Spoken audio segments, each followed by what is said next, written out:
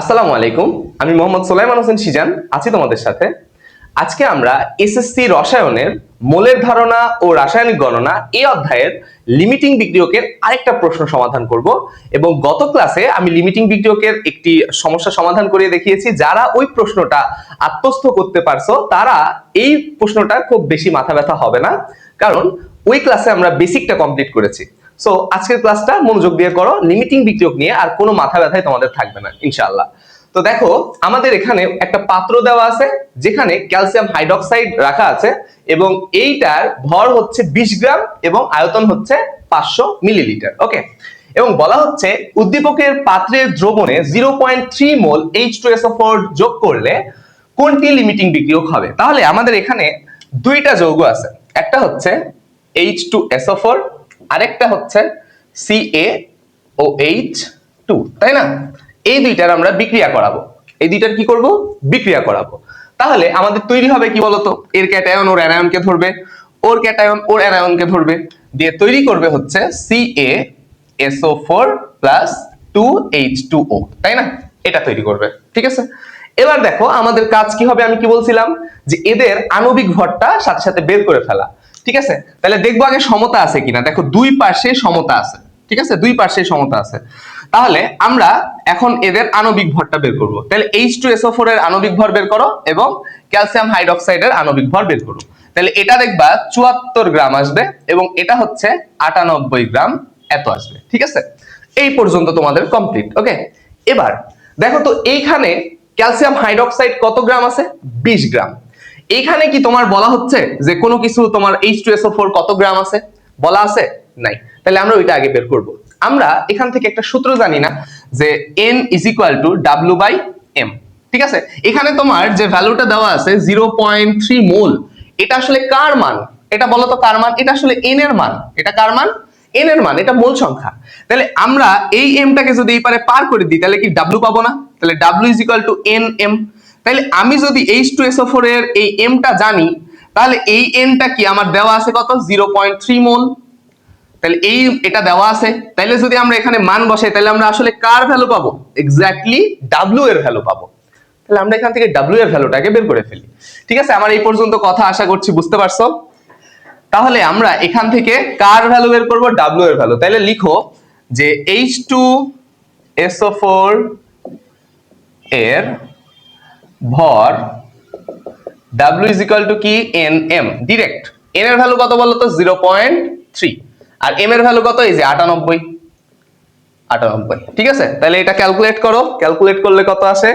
0.3 into কত? 98 equal করলে আসে 29.4, 29.4। এত কি বলতো? এত গ্রাম। ওকে, এই পর্যন্ত আমাদের শেষ। এটা আমরা কার ভর পাইছি? এটা আমরা এই সালফিউরিক অ্যাসিডের ভর পাইছি। এবার আমরা দেখব কে কার সাথে কতটুকু বিক্রিয়া করছে এবং কতটুকু কি উৎপন্ন হচ্ছে। ওকে, তাহলে তুমি লিখবা যে এই যে 74 গ্রাম বিক্রিয়া করে কার সাথে? 98 গ্রামের সাথে, ঠিক আছে। তাহলে লিখো যে 74 গ্রাম CaOH2 বিক্রিয়া করে 98 গ্রাম H2SO4 এর সাথে। অতএব 1 গ্রাম অবশ্যই কম করবে, তাই না? 1 গ্রাম কত করবে? 98/74 গ্রাম এর সাথে। ওকে, অতএব বলতো এই যে 20 গ্রাম আমাদের দেওয়া আছে না, 20 গ্রাম ক্যালসিয়াম হাইড্রক্সাইড। এই 20 গ্রাম ক্যালসিয়াম হাইড্রক্সাইড বিক্রিয়া করে অবশ্যই বেশি করবে। দেখো 1 গ্রাম যদি এতটুকু করে তাহলে 20 গ্রাম অবশ্যই বেশি করবে, এই জন্য গুণ।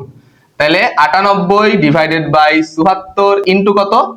20। তোমরা চাইলে এটাকে এইভাবেও লিখতে পারো যে ডিভাইডেড বাই এখানে হচ্ছে 20 দিছো, এভাবেও লিখতে পারো। তাহলে ক্যালকুলেট করো কত আসে বলো তো? 98 ইনটু 20 ডিভাইডেড বাই 74 কত আসে? 26.4। কত আসছে? 26.4 এত গ্রাম, তাই না? তাহলে এবার একটু কথাটা মনোযোগ দিয়ে বোঝো যে 74 গ্রাম ক্যালসিয়াম হাইড্রক্সাইড বিক্রিয়া করে 98 গ্রাম H2SO4 এর সাথে। তাহলে 1 গ্রাম অবশ্যই কম বিক্রিয়া করবে, এই জন্য ভাগ। এখানে যেটা থাকে এটা উপরে, এখানে যেটা থাকে ওইটা নিচে। এই পর্যন্ত ঠিক আছে? এবার 20 গ্রাম ক্যালসিয়াম হাইড্রোক্সাইড এইটার তুলনায় বেশি করবে, এই জন্য এত গ্রাম। তাহলে দেখো তো 1 গ্রাম অল্প করেছে, 20 গ্রাম কি একটু হলেও বেশি করবে, 20 গ্রাম এতটুকুর সাথে বিক্রিয়া করে। তাহলে আবার বলি, 94 গ্রাম ক্যালসিয়াম হাইড্রোক্সাইড 98 গ্রাম H2SO4 এর সাথে বিক্রিয়া করে। তাহলে 20 গ্রাম কি ওইটার থেকে অবশ্যই একটু কম বিক্রিয়া করবে, এই যে এতটুকুর সাথে 20 গ্রাম বিক্রিয়া করে। বুঝতে পারছো? তাহলে 20 গ্রাম ক্যালসিয়াম হাইড্রোক্সাইড 26.4 গ্রাম H2SO4 এর সাথে বিক্রিয়া করে। এই পর্যন্ত ক্লিয়ার? ওকে, এখন দেখো আমাদের সালফিউরিক অ্যাসিড কতটুকু পাইছি আমরা বলতো? এই যে এই পরিমাণটা কি সালফিউরিক অ্যাসিডের পরিমাণ না, এইটা কত পাইছি? 29.4 গ্রাম। কিন্তু এইখানে দেখো তো ক্যালসিয়াম হাইড্রোক্সাইড এত, এই যে এই জায়গায় H2SO4 এতটুকুর সাথে বিক্রিয়া করে না, এতটুকুর সাথে বিক্রিয়া করে। তাহলে বলো তো আমার এই জায়গায় অবশিষ্ট H2SO4 থাকে কতটুকু থাকে বলো তো? এই জায়গায় কতটুকু থাকে? এই যে 29.4 গ্রাম মাইনাস কত আছে? 26.4 গ্রাম।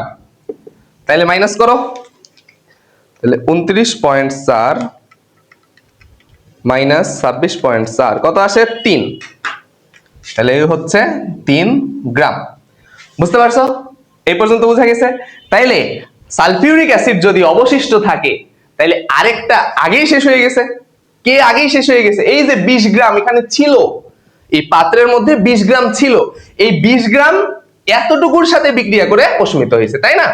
তাহলে ওর মধ্যে অবশিষ্ট এখনো 3 গ্রাম বাকি আছে। কে বাকি আছে? H2SO4 এখনো বাকি আছে। তাহলে আগে শেষ হয়েছে কে? ক্যালসিয়াম হাইড্রোক্সাইড আগে শেষ হয়ে গেছে।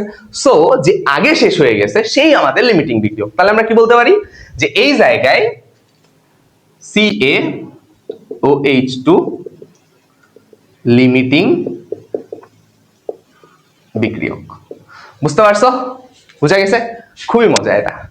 কে কে বুঝতে পারছো কমেন্ট করে অবশ্যই জানাবা যে ভাইয়া বুঝতে পারছি। তো এই ছিল আমাদের প্রশ্ন সমাধান। এইটা ঘ নাম্বারে আসার মতো একটা কোশ্চেন।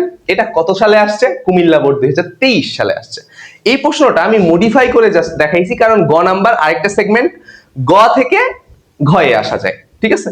সো তোমরা ক্লাসটা কেমন লাগলো অবশ্যই জানাবা, এবং লিমিটিং বিক্রিয়ক নিয়ে আশা করি তোমাদের আর কোনো মাথা ব্যথা থাকার কথা না।